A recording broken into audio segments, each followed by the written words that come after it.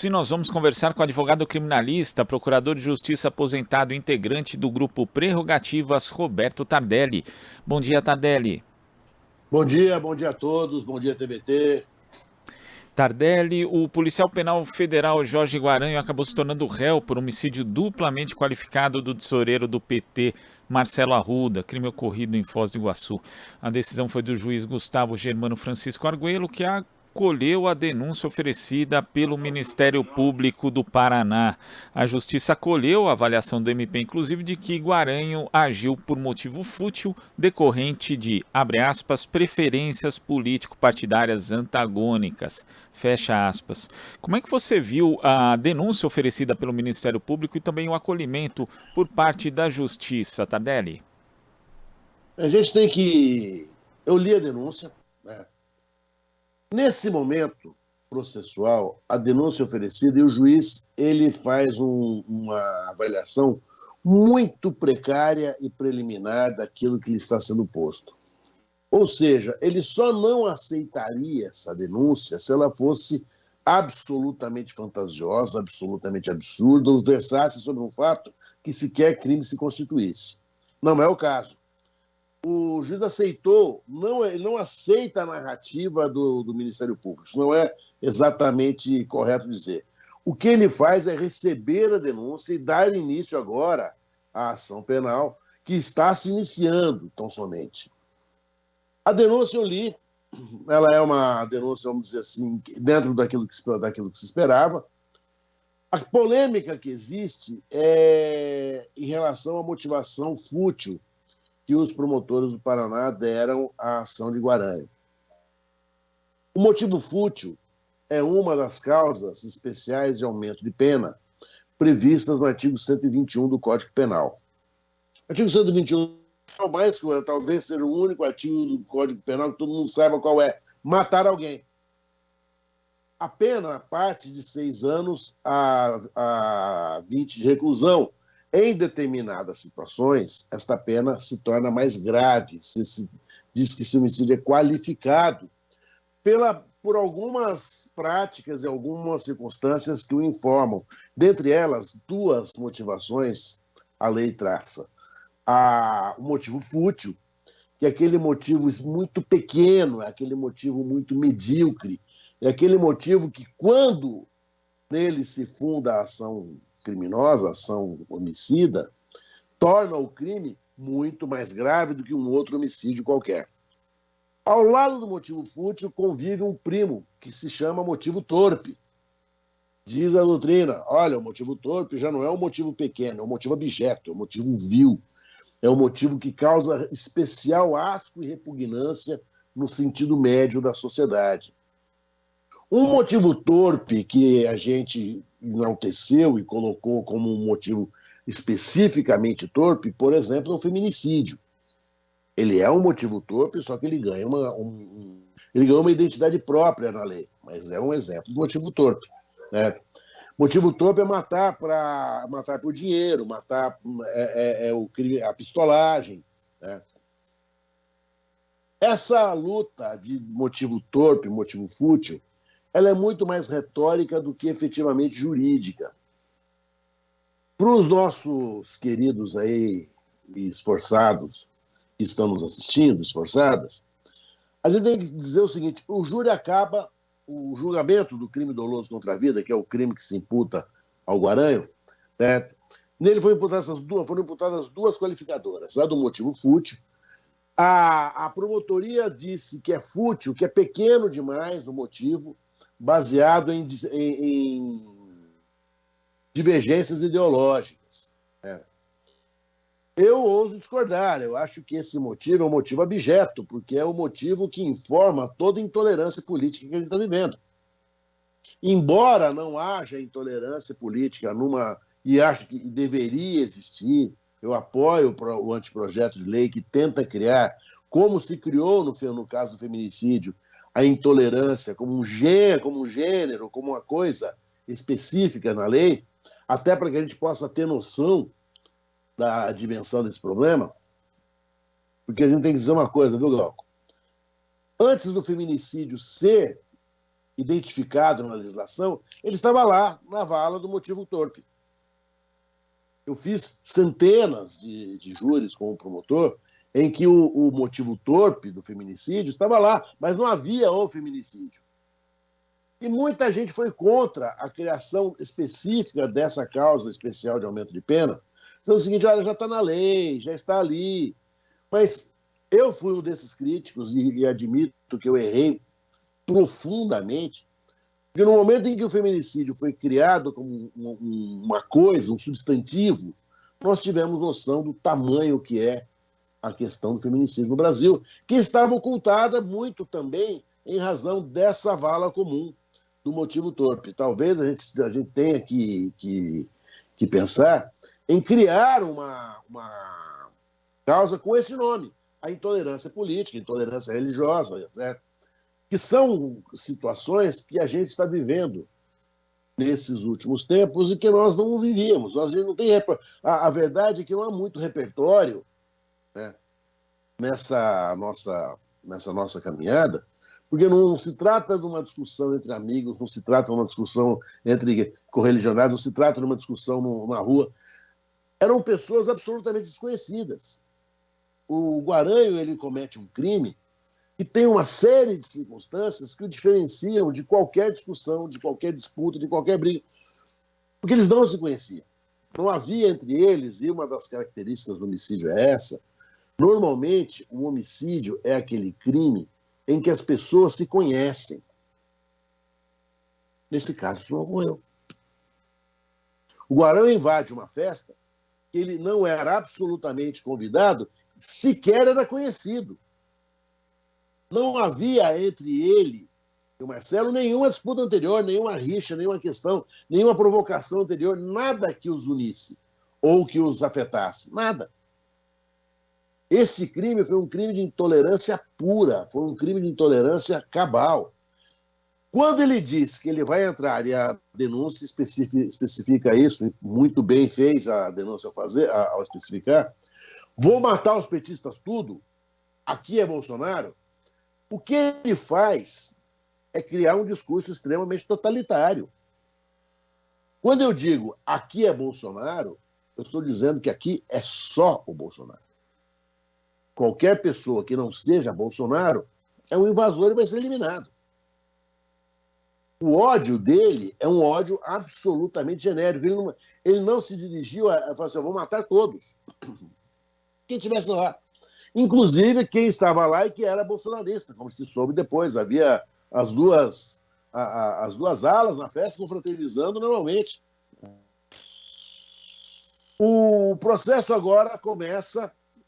O Guaranho será citado para responder a primeira fase uma fase preliminar. Segue-se depois a oitiva das testemunhas que foram arroladas pelo Ministério Público, as testemunhas que vierem arroladas pelo Guaranho. Nesse meio tempo, eu creio que outras informações devam surgir da perícia do celular de Guaranho. Essa perícia é uma perícia, na minha opinião, fundamental, porque ela vai revelar qual é o limite do ódio, a profundidade do ódio do Guaranho. Em que redes ele estava, alguém o estimulou, alguém o instigou, alguém deu a ele força para ele fazer isso, alguém disse que ele seria glorificado se ele fizesse isso, porque a impressão que eu tenho, eu pessoalmente, é que ele agiu para ser assim uma espécie de tornar-se um herói dentro da sua bolha bolsonarista. Alguém o estimulou a isso? Quem o estimulou? Que grupo de ódio é esse que vai circulando, que vai circulando, que vai circulando, que vai circulando, que vai circulando? Quanto ele estava injetado nesse ódio que colocaram nele? Que se quem colocou tem alguma possibilidade de participar desse crime? A gente não sabe. Há uma decisão depois, que é a chamada decisão de pronúncia, aí sim você pode afirmar que o juiz aceitou a motivação fútil e remete o acusado para o tribunal do júri. O Guaranho será julgado pelo tribunal do júri de Foz do Iguaçu. E sem querer correr com o filme, é um filme que vai andar um pouco em câmera lenta, a gente sabe disso. No júri, o juiz vai perguntar aos jurados se Guaranho agiu motivado por uma questão de pequeníssima importância. A gente brincava no júri que motivo fútil é aquele que a pessoa, olha, bateu na mãe por causa de mistura. Eu não sei se essa adequação está correta.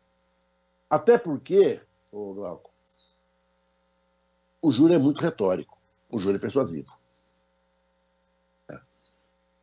Não é difícil dizer, olha, isso não é fútil, isso é torpe, e criar uma confusão na cabeça do jurado. Né? O Guarani não tem mais nada a perder. Que o crime que ele praticou, não tem dúvida quanto à autoria.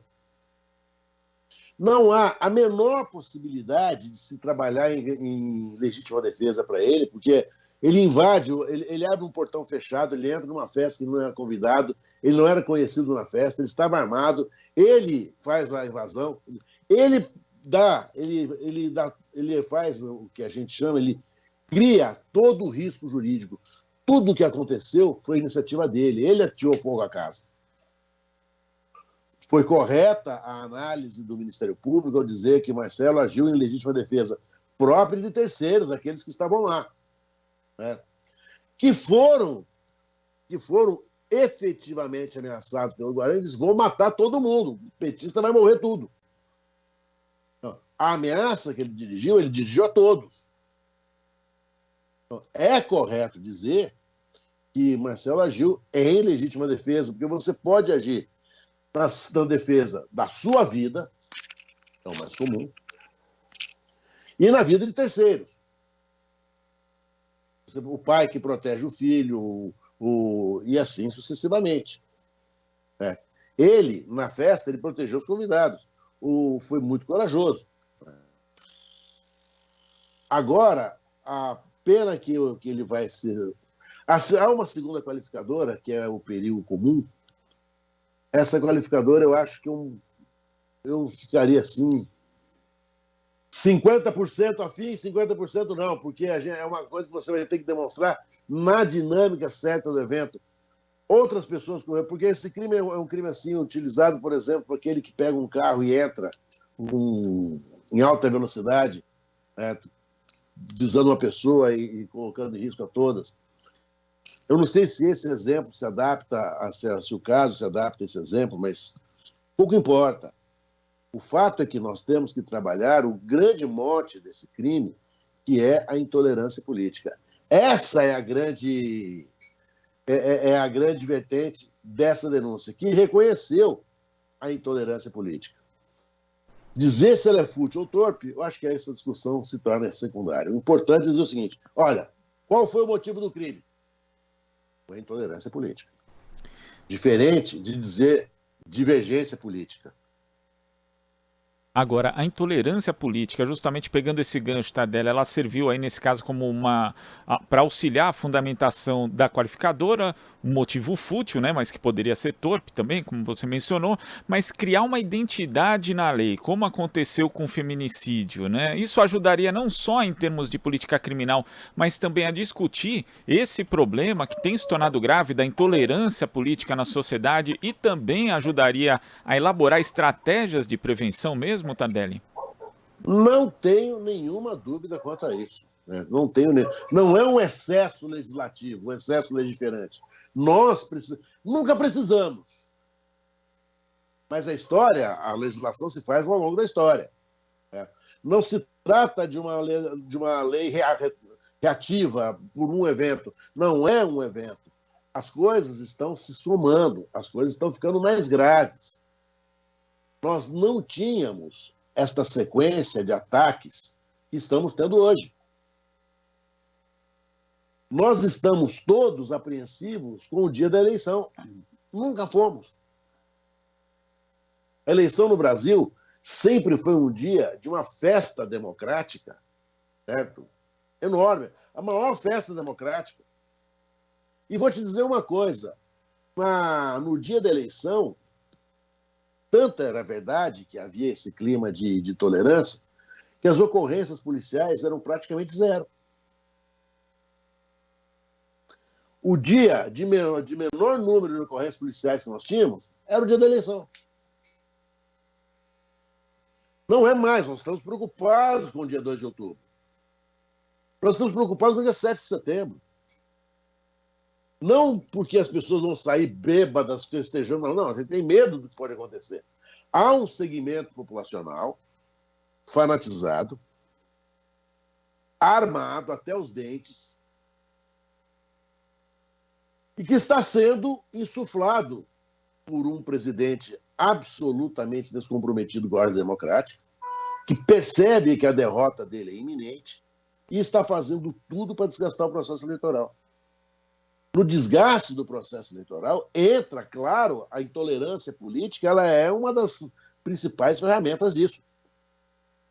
Nós precisamos ter esta corporificação, esta substantivação, que eu digo, para que possamos até entender a extensão desse fenômeno. Se nós não tivermos isso, nós vamos ficar, como sempre ficamos no Brasil, dando chute, certo? Fazendo propostas aleatórias. Tardelli, queria agradecer a sua participação aqui no Jornal Brasil Atual de hoje e pedir, inclusive, que você divulgue a sua página no Instagram, onde as pessoas também podem acompanhar esta e outras discussões, Tardelli. Oxe, meu Instagram é facinho, minha cara é essa, não tem muito segredo, @Roberto Tardelli, puta, eu adoraria, converso muito, demoro para responder, mas eu respondo sim, né? Tá bom? Um grande beijo a todos, um bom dia a vocês, excelente trabalho. Bom dia, Tardelli.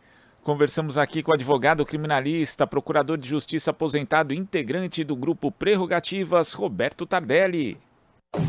Você está ouvindo Jornal Brasil Atual. As notícias que os outros não dão.